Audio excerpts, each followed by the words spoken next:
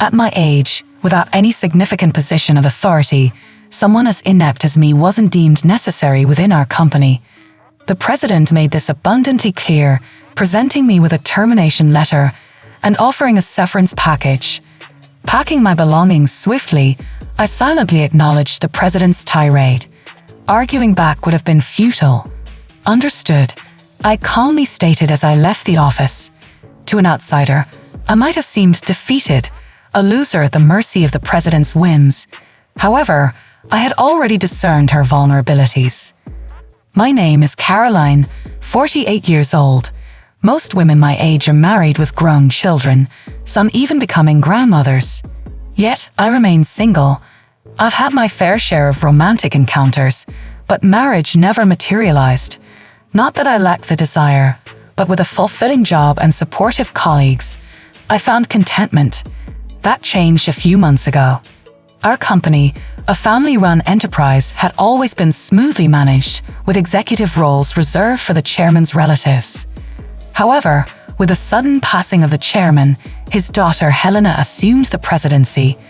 She was a stranger to us, her appointment surprising many. Yet her credentials from a top-tier company and her opportune arrival eased some doubts. At 38, Helena defied expectations. Her appearance, reminiscent of a nightclub hostess with flashy jewelry and heavy perfume, clashed with the corporate environment. Her speech at the inauguration lacked substance, leaving me uneasy. Nonetheless, I focused on my work, trying to dismiss the lingering doubts. However, Helena's unexpected visit to our department shattered the calm. Singling out a colleague, Cecil, she invited him to lunch, leaving everyone stunned. Cecil, petrified, and the rest of us bewildered, couldn't comprehend the president's intentions. Yet there she was, surprising us all with her unorthodox approach. I find that quite endearing. Helena continued, her hand already on Cecil's arm, ready to whisk him away. Cecil interjected politely, "Please wait. I appreciate the offer, but I have urgent work to finish this morning. Could we possibly wait until break time?" It was barely past 10:00 a.m., too early to abandon work for a lunch outing. "Is your work really that urgent? If so, someone else can handle it. Lunch with the president is far more valuable to you. I'll teach you what to prioritize," she insisted, pushing Cecil along despite his reluctance. By the time they returned, it was past 2:00 p.m. Cecil, 38, divorced a few years back, and now single, was admired for his refined looks, growing more handsome with age. Many female colleagues harbored secret crushes on him, rejoicing at his divorce as it meant he was back on the market. While Helena's fondness for Cecil might be understandable, her behavior was unbecoming of a president. It was a revealing day, highlighting Helena's true character. To make up for the morning's disruption, Cecil ended up working late, a consequence of Helena's actions that benefited no one. "Cecil, I reserved a wonderful French restaurant for us today, the one with the chef I mentioned before. We'd better hurry, or we'll be late." Helena would often appear, forcibly taking Cecil out for lengthy lunches. As this became a regular occurrence, she began occupying the seat beside Cecil, disrupting his work with her chatter. Colleagues, displaced by Helena, struggled to complete their tasks, often resorting to overtime. Gradually, a simmering discontent towards Helena grew among the staff. While no one dared to voice their frustrations openly, it was clear that everyone shared the same sentiment. When exactly does Helena perform her presidential duties? It seems like she's not taking her job seriously at all. That's the look my colleagues and I shared as we watched her. I found myself occupied assisting Cecil and others with their workload, often leading to overtime. One day, while helping Cecil, I attempted to lighten the mood. "You've really been put through the ringer. It's tough being targeted by the wrong person," I remarked. Cecil responded apologetically, "I'm so sorry for causing everyone trouble. I really appreciate your help, Caroline, especially since you have your own workload. It's not something you need to apologize for," I reassured him. "It's all because of that out-of-touch president. Honestly, what was the chairman thinking? making Helena president. But keep that between us, I joked, sticking out my tongue, eliciting a weak smile from Cecil. It had been a while since I'd seen him smile. In fact, I realized that smiles had become rare in our department lately. How long would these days continue? The mere thought weighed heavily on my mind. Determined to break this cycle, I decided to consult someone about it. Carl, the chairman and Helena's father. When I first joined the company, Carl was the executive vice president, and we occasionally chatted. Now, as chairman, our interactions had ceased, but I boldly went to see him and frankly discussed Helena's problematic behavior. Knowing it might be impertinent, I hoped he would understand the employees' struggles. However, Carl's response was dismissive. I'm not here to listen to such complaints. You are to follow President Helena's lead, work for the company, and earn your salary. That's all. It's simple, he declared before sending me away. It was then I realized that Carl, who had appointed Helena as president, was just another fool. Disappointed and furious, I felt a surge of anger. The next day, Helena came again to invite Cecil to lunch, but our department was bustling with a crucial project deadline. Amidst the tense atmosphere, Helena's presence only fueled irritation, and some of my colleagues couldn't hide their annoyance. I'm sorry, she said, perhaps sensing the tension she had caused. I really can't leave my work today. Could you perhaps dine alone? Cecil tried to decline politely. However, Helena insisted, it's fine. Someone else will cover for you. Hey, you there. Take over Cecil's work. Unbelievably, Helena approached me and said that both Cecil and I were swamped with work, and no one in the department had the capacity to take on additional tasks. I'm sorry, but that's not possible, I firmly replied. Helena widened her eyes in disbelief. What did you just say? She asked, her tone sharp. Despite momentarily faltering under Helena's gaze, I knew I had to speak up. I said it's not possible. Cecil's tasks today are critical, and I also have a pile of my own work to complete. Taking on Cecil's responsibilities is simply out of the question. Every time you pull Cecil away, our department's progress stalls, affecting the company's performance significantly. As president, you must be aware of this. We're even getting complaints about poor responsiveness from clients, and we're losing credibility. If this continues, we'll be overtaken by our competitors. I continued, letting out my frustrations. There was no turning back now. Do you even know who you're talking to? You know what happens when you speak against the president, right? Helena's voice, so different from the sweet tone she used with Cecil, was filled with intimidation. I'm speaking out of concern for the company. We're all striving to improve performance. I can't comply with actions that will hinder our success. We need Cecil at his desk right now, I asserted, carefully choosing my words, remembering she was still the president. Is that all you have to say? I'm shocked to find such a lowly employee among us. Helena sneered, snatching my employee badge to read my name. Caroline, huh? It figures you'd say such vulgar things. You're going to regret what you did today, she threatened before turning sweetly to Cecil. Cecil, let's try again tomorrow.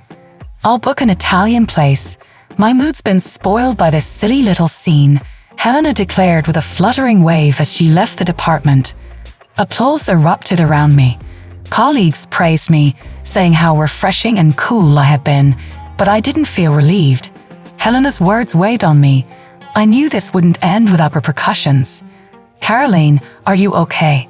Cecil asked, placing a comforting hand on my shoulder, looking at me with concern. I know you spoke for all of us, but now you're in the president's sights. I'm on your side, though. If anything happens, I'll be here to protect you. His strong reassurance slightly lightened my heart. I was grateful for such a supportive colleague. Though Helena's retaliation might start as soon as tomorrow, with these colleagues by my side, I felt ready to face it. However, Helena's actions were more straightforward than I expected.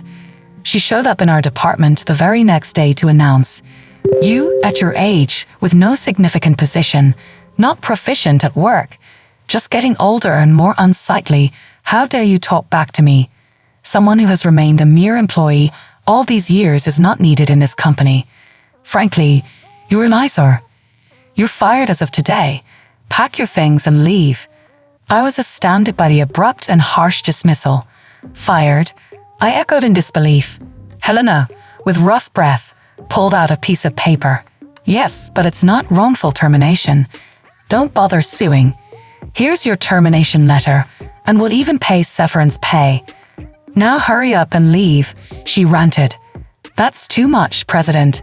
Caroline is our moral support, indispensable to this company. Cecil stepped up, fists clenched. Helena scoffed. Cecil, you're mistaken if you think it's good to side with such an incompetent woman. It seems you've been influenced by her because you've worked together for too long.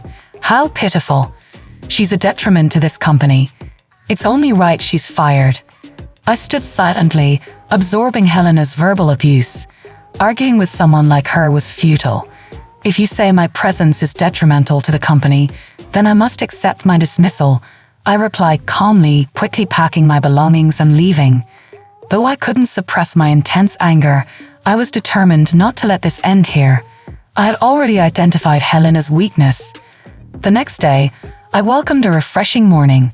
I had breakfast and cleaned my house. It should be about time, I thought. Glancing at the clock as it struck 10:00 a.m. right on cue, my phone rang. The company's number flashed on the screen. The caller was easy to guess. It must be Helena. Slowly, I answered. Caroline, oh thank goodness you picked up. Listen, about the firing yesterday, it was just a joke. I never imagined you'd take it seriously and actually not show up today. I'll overlook your tardiness, so please come to the office as usual. Helena spoke in the same controlling tone she used with Cecil. You're so honest, Caroline.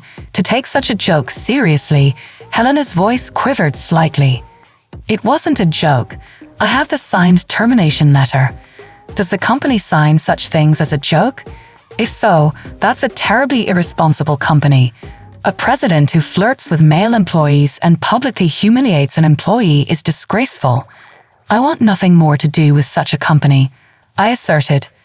Helena was speechless at my words, so I pressed further. I know everything that happened this morning in the office and that you'd come crying to me for help. I informed her. I had heard all about it from Cecil. Today was an especially important day for presenting our company's best product to a crucial client. Success would significantly boost our company, while failure would allow competitors to lead the industry.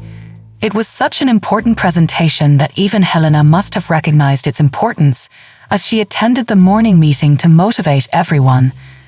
She asked who was in charge of the presentation, but no one came forward, and the room fell silent. Of course, I was the presenter. When Helena realized this, she panicked but then asked if anyone else could handle the responsibility. What Helena found in front of her were resignation letters from all employees. Seeing my dismissal, everyone had had enough of the company. I continued, recalling the events from earlier. Hearing this from Cecil, I informed Helena. Please, if you're there, Caroline, the presentation can still go ahead. We don't have much time before the meeting with the client. I'll double your salary, and you'll be treated as a director. Please come back, Helena pleaded hysterically, almost incomprehensible. Unfortunately, I have no intention of returning. Please handle it yourself. As president, you haven't worked properly and have been chasing employees around, decreasing performance. I don't think you have the capacity to manage it, I stated firmly before hanging up, dismissing further calls without hesitation. It would be interesting to see how she managed alone. That evening, Helena and Carl came to my house. As I cautiously opened the door, they pleaded tearfully, I'm sorry. I'm so sorry. Please forgive us. Apparently, the presentation had been a disaster. From the moment Helena arrived alone, the client must have been skeptical. Just minutes into the presentation, they stormed out, disgusted with Helena's incompetence. They said they'd reconsider if I were involved. Caroline, please, for the company's sake, come back, Helena pleaded. My anger erupted. For the company, how can you say that? You've disrupted employees' work, fired me for speaking up, and caused everyone to turn against you. Due to your arrogance, this is the result of your actions. Please leave, I said, attempting to close the door. Helena sprang up. It's all because you interfered with my lunches with Cecil, embarrassing me in front of everyone. That's why I fired you. You got in the way of my lunches with Cecil. That's all there was, she accused. I felt sick hearing it directly from her, but I knew it was a childish notion. As I tried to process her words, Helena suddenly lunged at me but was swiftly stopped by Cecil, who had come out of concern. Enough, please. I came because I was worried about Caroline, and I can't believe it's come to this, Cecil said, surprising both Helena and me. Helena, let me make it clear. Dining or talking with you has been nothing but a pain because I have someone I like. I've told you many times, but you only looked at my appearance and never listened, Cecil confessed, leaving Helena paralyzed. Caroline and the other employees who resigned have already found new jobs. A competing company looking to expand was thrilled to hire us all. Everyone is talented, and they were delighted. Caroline and I are not coming back. You're the reason she was unfairly thrown out of the company. Please don't show up in front of us again. If you don't leave, we'll call the police, Cecil said firmly. Helena tried to say something but was pulled away by Carl, who was also pale. He was the fool who appointed Helena president and dismissed my desperate plea. There's no room for sympathy. Without supporting employees and seizing a great opportunity, the company's reputation plummeted, leading to bankruptcy. I am sorry to the wonderful predecessor, but once the predecessor was gone, it was only a matter of time before it came to this. Helena and Carl disappeared, buried under immense debt, living lives I don't even want to imagine. Meanwhile, Cecil and I began dating. The confession that I was the person he cared for came as a sweet surprise. After years of working together, our relationship evolved from trusted colleagues to partners. I'm grateful I didn't rush into marriage when I was younger, as I've now found the best partner later in life. Life is unpredictable. Maybe Cecil and I will get married. That's what I've been contemplating recently. In the months that followed, life took on a new rhythm. Cecil and I adjusted to our roles in the new company, finding joy and fulfillment in the supportive environment. Our relationship flourished, the bond forged through shared trials and mutual respect growing ever stronger. One crisp autumn evening, as we strolled through the park hand in hand, Cecil paused by a bench overlooking a serene lake. The setting sun cast a warm, golden glow on the water, creating a perfect backdrop for what was to come. Caroline, Cecil began, his voice tender yet earnest. These past months have shown me what it truly means to be happy. You've been my rock, my confidant, and my partner. I can't imagine my life without you. He reached into his coat pocket, pulling out a small velvet box.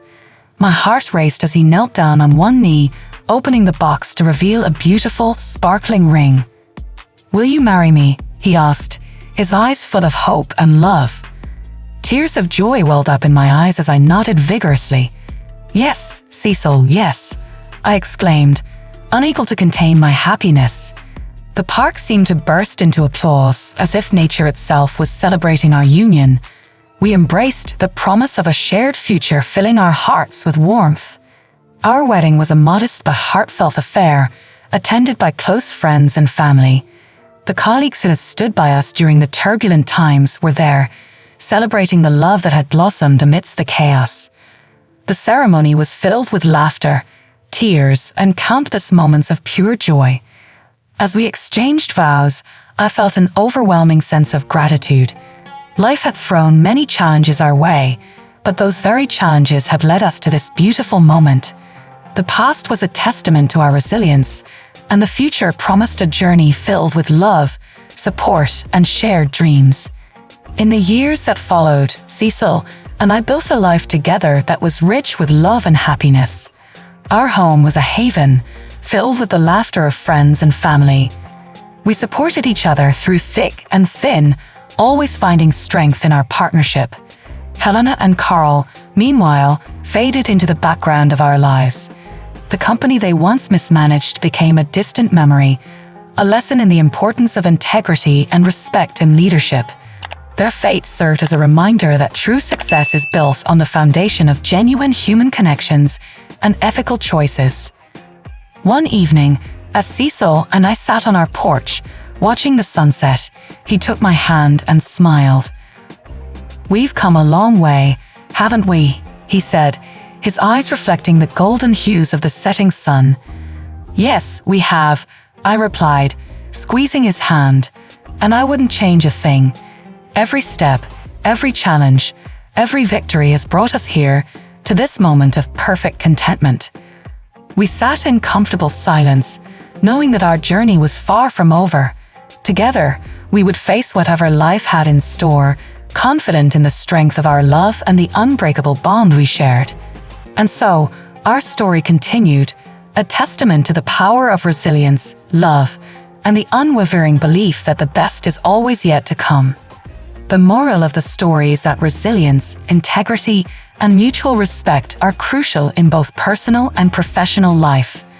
Despite facing significant challenges and unjust treatment, Caroline's strength and ethical stand ultimately lead to personal fulfillment and happiness. Moreover, true leadership involves supporting and valuing employees, as neglecting this can lead to downfall. Lastly, love and happiness often come when least expected, and enduring hardships together can strengthen relationships and lead to a fulfilling partnership. Thank you for watching. If you enjoyed today's story about resilience, integrity, and finding love in unexpected places, make sure to like, subscribe, and hit the notification bell so you never miss an update. Share this video with anyone who needs a little inspiration to stand up for themselves and pursue their happiness. Have your own story of overcoming challenges or finding love? Drop it in the comments below. We'd love to hear from you. Remember, life is unpredictable, but with courage and determination, you can turn even the toughest situations into your greatest triumphs. Until next time, stay strong, stay hopeful, and keep believing in the power of a brighter tomorrow. See you in the next video.